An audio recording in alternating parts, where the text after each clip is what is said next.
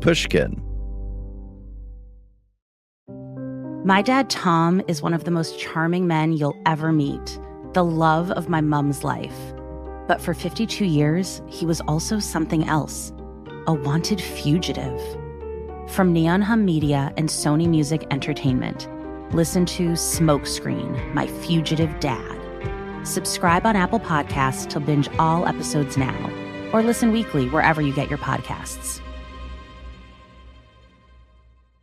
If you're enjoying this podcast and you want to hear more from the FT Edit app gives you 8 of the Financial Times' best stories, handpicked daily by our editors. You'll get the perfect daily dose of expert opinion, surprising stories, and fresh perspectives from across politics, culture, business, and more. Start your free 1-month trial today, then get your first 6 months for just 99p per month. Currently only available on iOS. There's a link in the show notes. Previously on Hot Money. In the Netherlands, the government expelled 2 Iranian diplomats because of an assassination connected to the super cartel, while high-tech police hacked into the secret world of organized crime. This time, we're in New York. So we picked her up in a high-end vehicle. We were driven to somewhere in Brooklyn. We stopped by a small restaurant. It was nice and simple. Angel's an international businessman. He arranges deals worth hundreds of millions of dollars, and his black book has contacts from all around the world. He's telling me about a meeting. It took place in New York in October 2014. One day around lunchtime, Angel drives over to the Waldorf Astoria in Manhattan. He picks up a woman who's flown in from abroad.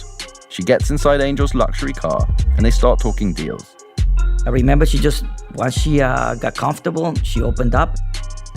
There's something you need to know about Angel. He isn't your average international businessman. She already knew we were high-level drug traffickers, probably multi-ton. We were drug traffickers from South America looking to launder their money. And the woman, she's a professional money launderer. Angel's been working with her for a while, figuring out ways to clean his cocaine money through various banks. All, of course, for a fee. When they arrive at the Brooklyn diner, they order some food. And as they're sitting at the table, she takes out her phone and removes the battery. It's the sort of thing that someone does in a spy show to avoid being tracked or recorded. Yeah, that's very common, actually. We've seen that plenty of times. Yeah, she was very security conscious. They talk for a while about money and drugs. And then the woman tells Angel she wants to talk about something else. Today, she's looking to buy something. High-end military equipment. Tons of it. It's a serious shopping list. She wants rocket-propelled grenades and sniper rifles and automatic weapons. Angel, well, he's clearly a well-connected guy. And she's wondering, perhaps he knows someone who can help her out. Luckily for her, he does. So, at that time we had connections in South America. So we offered that. We offered them weapons and any type of weapon we could get from the military in South America. If you're looking for Russian weapons and stuff like that, you go to Venezuela. You're looking for American weapons, you go to Colombia. So we have that background, which I think helped us a lot. Laundering drug money is one thing, but it's quite another to just jump into an international arms deal. The Angel doesn't miss a beat. He just smiles. Because Angel isn't a drug trafficker. He's an undercover agent working for the DEA. He's wearing a wire, recording everything. And this woman at the Brooklyn diner, she's about to tell him who her client is. And it will transform our understanding of how the European drug trade really works.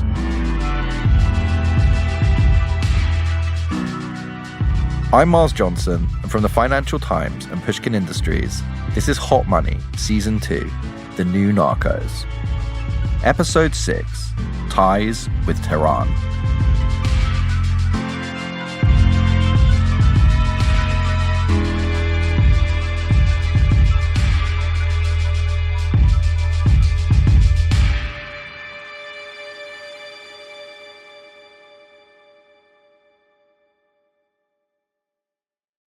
Angel got transferred into the group and almost immediately became a very productive part of the group. I said almost. And to be more candid on that, I think I took a little time. I was having issues with other groups. The group I was in, I felt that they weren't aggressive enough. I just took to him because I immediately respected his work ethic. We shared an outlook on on how to go after our job. Setting up an interview with a former undercover drug agent isn't that straightforward. It takes a lot of planning and some convincing, a little bit of cajoling. Of course, Angel isn't his real name. During his career, he's infiltrated some of the most dangerous organized crime groups in the world. And former undercover agents, they have to be very careful about who they speak with, because criminals, especially murderous cartel bosses, they can have long memories. But after quite a few phone calls, Angel agreed to talk to me on tape. Alongside him is his longtime DEA colleague, John Post. Like Angel, John worked in the Drug Enforcement Administration, the DEA, for decades, and he's seen it all. We noticed that all of your European traffickers like to go hang out in a place called Marbella, Spain. Marbella. It's the haven of European gangsters. You tell me, Miles, have you ever been there? I actually lived in Spain for 4 years. I was reporting there for the FT, and it turns out I was there at the exact same time as the Kinahans, who were in Marbella, although I hadn't heard of them back then. Anyway, I wanted to talk to Angel and John because I think they can help us figure out the connection between two things I've learned during my reporting. First, we know the Iranian regime ordered the assassination of Ali Mohammed in the Netherlands in 2015. And second, the man who arranged the murder, he was found in a flat belonging to the Kinahans, the Irish family at the center of the Dubai super cartel. John and Angel now work with a private security company called Albatross Consultants. But they used to work out of a DEA field office in Newark, New Jersey. Until 2018, John was in charge of complex investigations into the nastiest international criminals you can imagine. And Angel was the guy who was sent in undercover to infiltrate these groups and win the confidence of notorious gangsters and then gather the evidence needed to take them down. He retired a few months ago. For some reason, ever since I was a kid, I knew I was going to be a DEA agent. I don't really know why. I think I must have seen it in the movies or something. I was in junior high school, and I remember actually telling a friend of mine that I was going to be a DEA agent. Once he gets the job, it's not long before Angel goes undercover, and he quickly learns the tools of the trade: how to talk, how to dress, how to walk. One of the things that I learned was actually watching people on the street or people in that environment, right? If you go into a corporate world, you cannot dress like a schmuck, right? If you're going to be in the street, you cannot show up with a three-piece suit. It's common sense, right? So you have to know where you're going into and try to fit the part, number one. Number two, the other important thing, obviously, is your safety. And in worst-case scenarios, in case something happens, it goes tits up, you have to have a plan to survive the situation. The rest is just you being charming, using your personality. And in those early days, he hones his craft. He spends hours listening to the tapes of previous operations. I've made mistakes in the past where I listened to recordings of what I was doing and I just rolled my eyes at myself. And I think I learned a lot from it. And he gets good. Very good. Angel becomes a critical part of how John's unit works their major criminal cases. John starts up an operation by targeting someone in the middle of the hierarchy of a top crime group. He figures out exactly where to begin by talking to his network of sources. They're informants he's developed over the years. The first target needs to be big enough and scary enough to be moving in the right circles. If you're dealing with some dude that's the best dope deal he ever did in his life was a kilo of coke, you're not going to be able to do a 1,000-kilo case with him. You'll be able to do maybe a 5-kilo case, and that's stretching it. But as you move up the ladder with higher level targets, you get higher level informants, and your higher level informants get you into the top level of these sophisticated organizations. I'm talking high credentialed, confidential sources who go way back in the drug world, and their credibility has been well established. So when that person walks through the door with Angel, that's half of the job. Once Angel's been introduced, he has to do more than just look the part. He has to withstand any tests that challenge his credibility as a serious criminal. You want to see the cocaine? I'll show you the cocaine. If you want to go see the laboratories, I'll show you the laboratories. It can be worked out. And at the same time, Angel needs to gather the evidence that's needed to build a case. It's the critical skill for any undercover agent. Every law has different prongs that need to be met for the person to be convicted of it. Did he have knowledge? Did he know it was drug money? Whatever it may be, as an undercover, if you have a good relationship with the prosecutor, I know exactly what prongs he needs to have met so he can feel comfortable making a charge. So you can be glamorous about it and spend your time wasting your time, really. If you're just shooting the shit with the guy, right, drinking or whatever you're doing, but you're not addressing those prongs.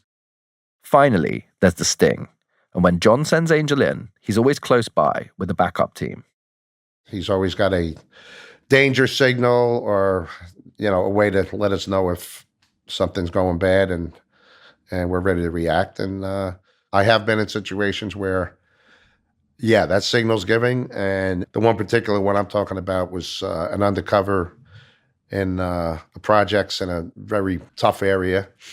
And they actually said, "Don't kill me, I have kids." And that wasn't the danger signal. That was letting us know that there was a gun on him. And within seconds we were there, and he had a gun pointed at him in the car, and we were able to extract him. The bad guy target dropped the weapon when he saw 4 cars converge on him. But, like I said, everything else stops when there's a risk to the undercover, and boom, the priority is getting the safety of the undercover, getting him out of there and, making the arrest. I mean, there's situations where I've been in basements. In retrospect, it was so stupid. Meeting some guys from Yemen, and the basement is dark. There's nobody there. I know if I was wearing a transmitter, no one could hear me because I'm deep in a basement. And I'm like, Jesus, I could easily get chopped up. Was that over in Brooklyn? Yeah, it was in Brooklyn. That was a little hairy. In retrospect, right? So was an undercover assignment worth that risk, right, for that prosecution? Was that case that important that you're putting your life on the line? John has had a lot of background with Mexican cartels and Colombian drug traffickers, and some of them are killers. Once they get to know us, they love us, but they're killers. We joke about it. Oh, such a great guy. Well, he's a killer. But that happens quite often. Over the years, John and Angel forge a formidable partnership, working around the world targeting top gangsters. Their unit in Newark becomes one of the most decorated in the whole of the DEA for bringing in a slew of major cases. Angel even wins DEA National Agent of the Year. One time, in 2008, they get a tip out of Panama that an Irish gang is looking to source a huge shipment of cocaine. Said, "Hey, these guys want 3,000 kilos? I think it was 3,000 kilos, man. And okay, let's go meet them. Boom. Send them down. What they were asking for was 100% on the money. 3,000 kilo load. And they were asking us to transport it. That's 3,000 kilos, 3 tons, paid for entirely in cash. At street value, that quantity could sell for hundreds of millions of euros. Based on the intel we developed later, we're pretty sure it was the Kinahans that we were introduced to. And they weren't blowing smoke. They were for real. Yeah, they're heavy hitters. This 2008 run-in with the Kinahans in Panama, it happened back when Christie was living in Marbella, 2 years before Operation Shovel. It's never been reported before, and it just confirms to me how big they were, even back then. Yeah, but they slipped through our fingers. We didn't get them. Yeah, just got away. We might come back. Now you tell us they're in Dubai, huh? But I want to tell you about another one of John and Angel's sting operations. It's one that sheds a whole new light on the booming European cocaine trade. A story that took place in 2014, when they were with that money launderer in a small Brooklyn restaurant, and things took an unexpected turn.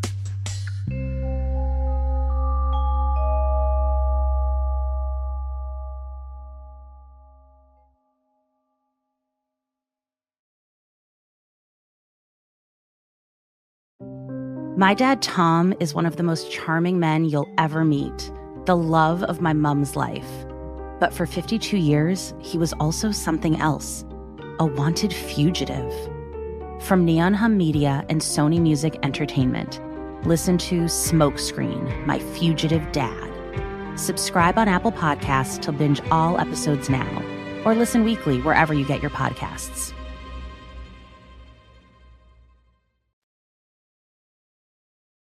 When we do a money laundering case, it just splits in different ways, like the trunk of a tree, really.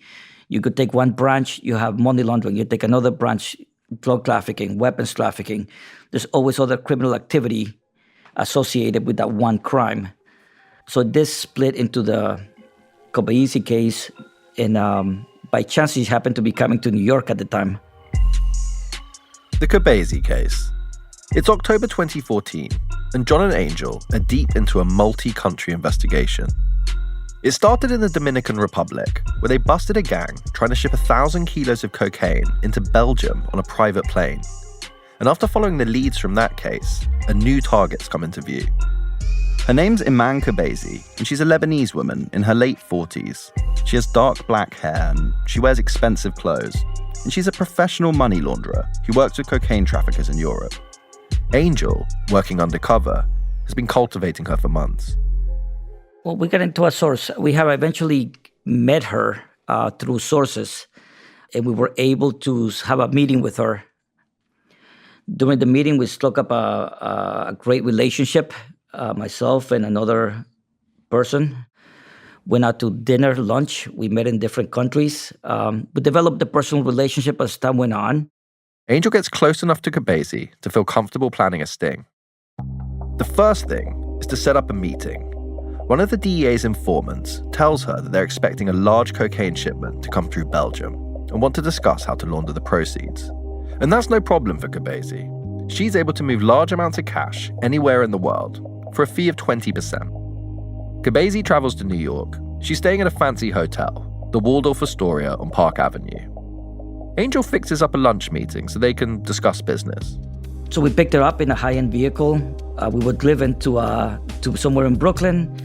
We stopped by a small restaurant. Angel knows John is nearby, listening to the wire, and ready to jump in if anything gets out of hand. You're not picking up everything, just to be honest with you. It's grainy, there's background noise. He's in a restaurant. You're listening for key safety elements. At the table, it's clear to Angel that Kobayashi's a serious player. She says, if he wants, she can arrange for planes containing multi-ton shipments of cocaine to land in Africa for him on their way to Europe. They pause for a moment and order lunch. I was some sort of American food, like something with fries. It wasn't anything. Ask him how much he drank. I drank a lot, though. What brand did you drink? Usually do tequila, but the high-end tequila on ice. Don Julio. Don Julio or Don better. Julio. John's kidding. Angel wasn't drinking on the job, and it's a good thing he wasn't, because suddenly, Kobayashi throws him a curveball. So after we had established a relationship through the money laundering side, then she requested our assistance in getting weapons. She wants him to help her source military-grade arms and blueprints for heavy weaponry. She needs a lot of them. In fact, she says her clients, looking to buy as much as possible, they need everything. And she suggests a code word for the deal: fireworks. It's not the most subtle choice, I know. Now, this isn't entirely out of the ordinary for Angel. Drug traffickers, or they like big guns. So, we didn't miss a beat. I think that's another thing with the people that were there doing the meeting, the experience level that we had. We jumped right on board, right? We quickly pulled our military connections in South America. Usually drug traffickers, like many other places in Latin America, they have high connections to the military. In many countries, it's actually the military that's unloading the drugs or from the drug shipments coming in from the drug traffickers. And Angel knows that if needed, his confidential sources can make it look authentic. We're ready to produce generals. We're ready to prove who we are. We're ready to show you the weapons. Whatever we need to do, we have that experience where I know I can pull up a general if I need it in Latin America somewhere. I know I can put a shipment of weapons together if I need it. At this point, Angel's lunch at Kobayashi is paying off big time. They've got way more in play now than just money laundering. And then, suddenly, she stops the conversation. Look, she says, I'll be very transparent. Angel's playing it cool and nodding his head. He tells her now is the time to be straight with one another before they jump into an international weapons conspiracy together. And then she drops a bomb. The people she wants to buy the arms for, it's the Iranian government. I remember my jaw dropped. I actually remember looking at a camera that I had. I looked at a camera that was looking at me. I'm like, right, just making a face, just for myself. Sometimes you pretend you're on TV or something, but you can't believe what you're hearing.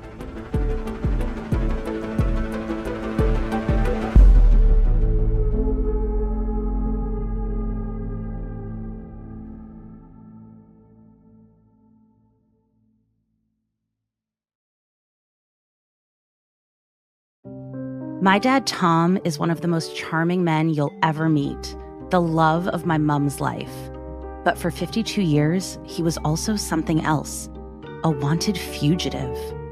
From Neon Hum Media and Sony Music Entertainment, listen to Smokescreen, My Fugitive Dad. Subscribe on Apple Podcasts to binge all episodes now, or listen weekly wherever you get your podcasts.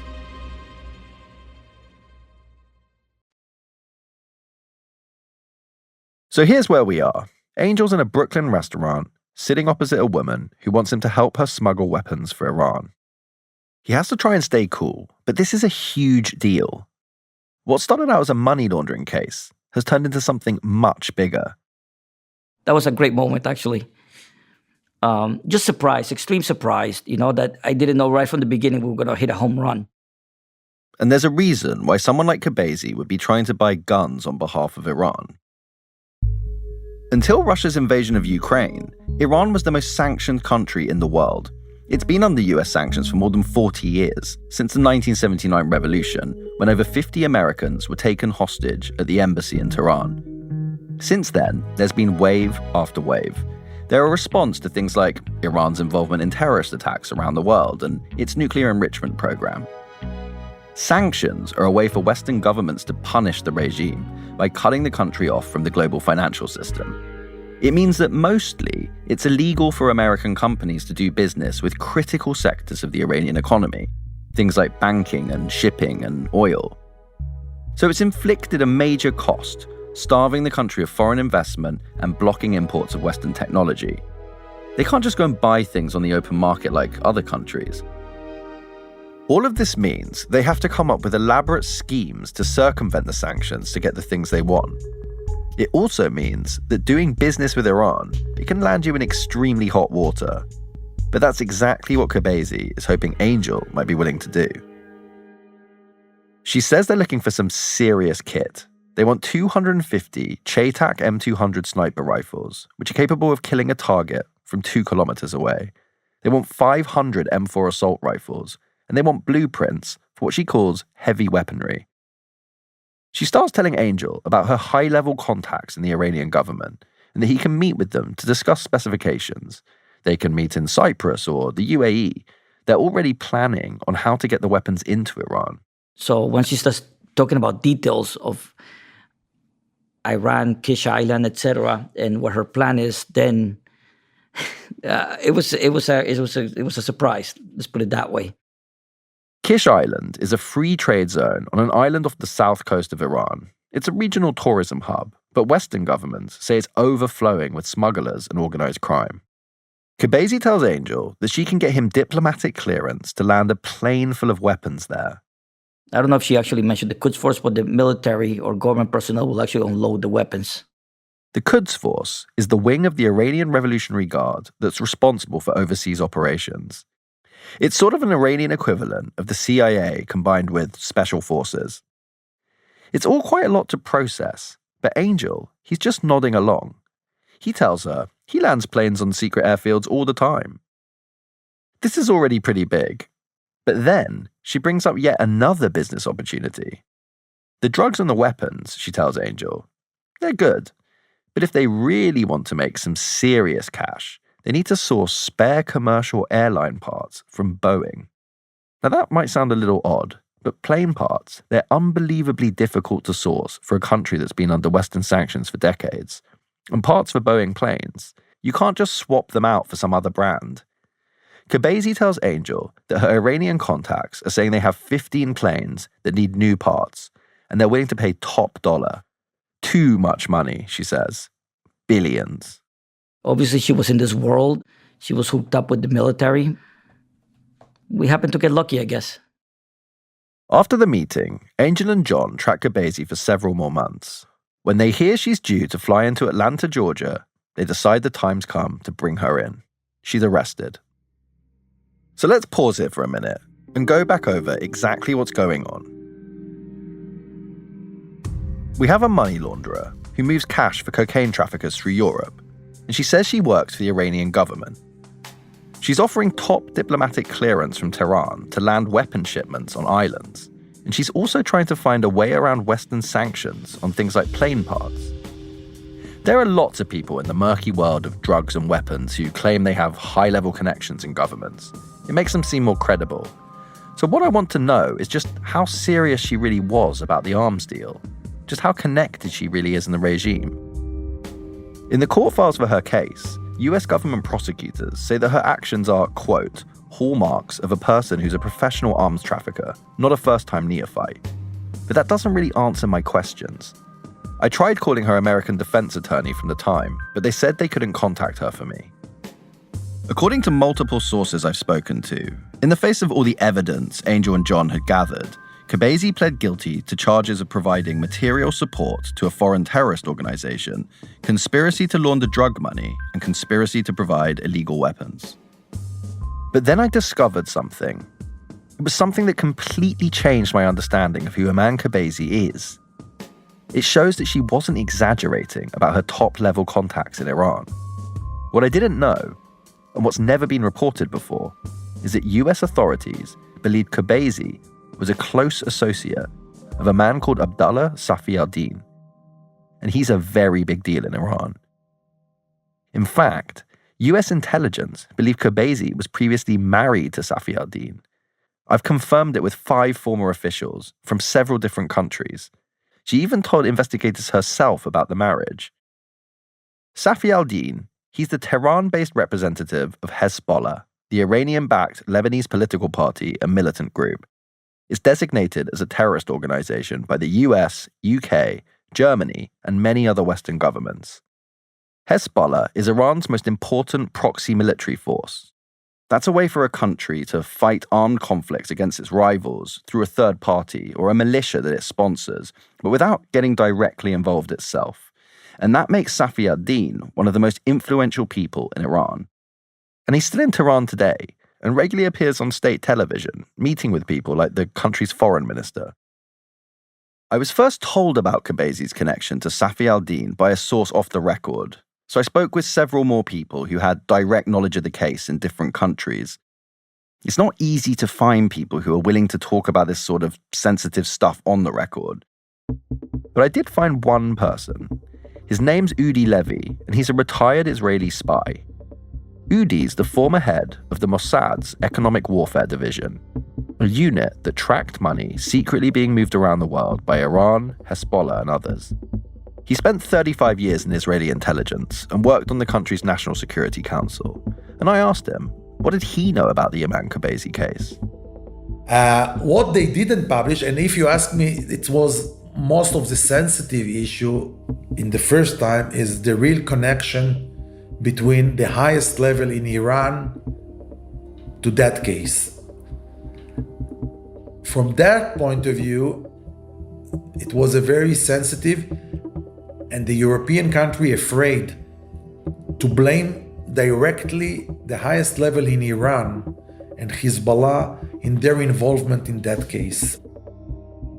Iran and Hezbollah are sworn enemies of Israel, and the Mossad spends a lot of effort tracking the activity of their senior officials.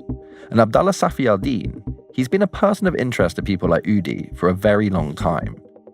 Abdullah Safi al-Din is, I think he's today number 3 or number 4 in the Hezbollah leadership.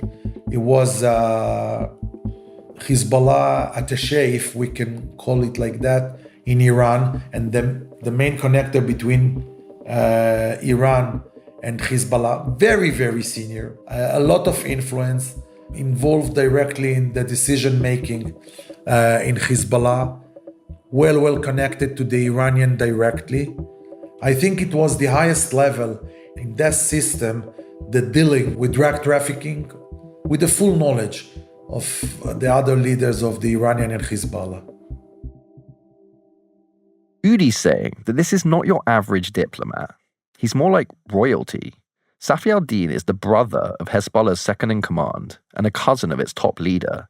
His nephew's married to the daughter of Qasem Soleimani, the infamous Iranian commander of the Quds Force, who was killed in a US missile strike in Iraq in 2020.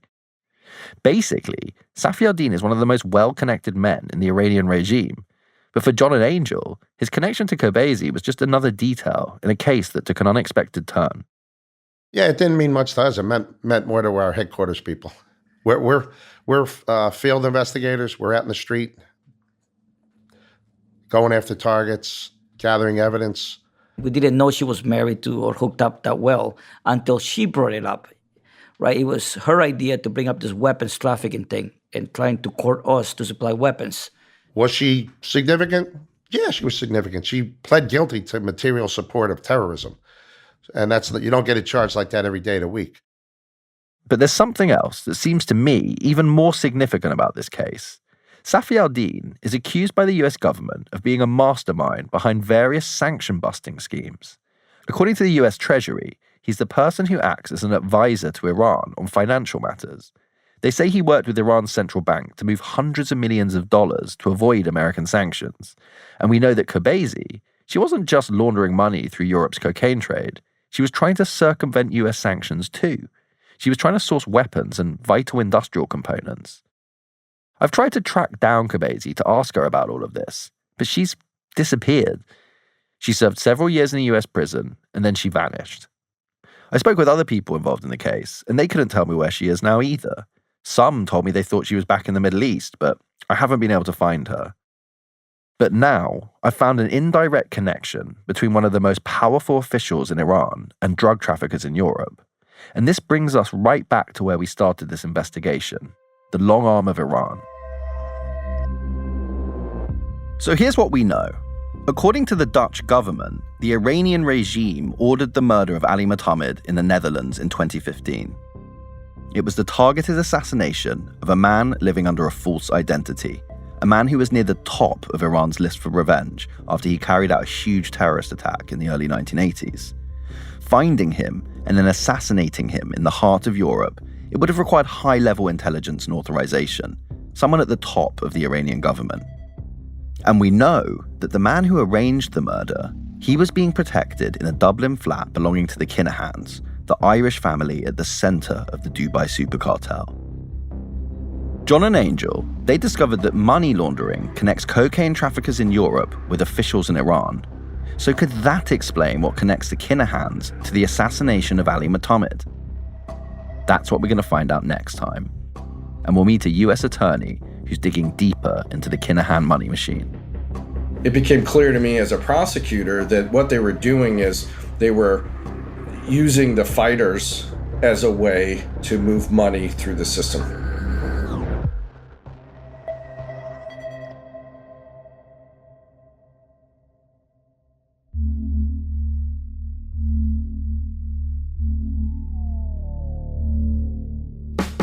Hot Money is a production of the Financial Times and Pushkin Industries. It was written and reported by me, Miles Johnson. And if you've got any leads or information about this story, you can email me at newnarcos@ft.com. The series producer is Peggy Sutton. Edith Russello is the associate producer. Fact-checking is by Arthur Gompertz. Engineering by Sarah Bruguer. Sound design from Jake Gorski. Jeremy Wormsley wrote the original music. Our editor is Sarah Nix, and the executive producers are Jacob Goldstein and Cheryl Brumley. Special thanks to Laura Clark, Alistair Mackey, Breen Turner, Raya Jalabi, and David Fuchs.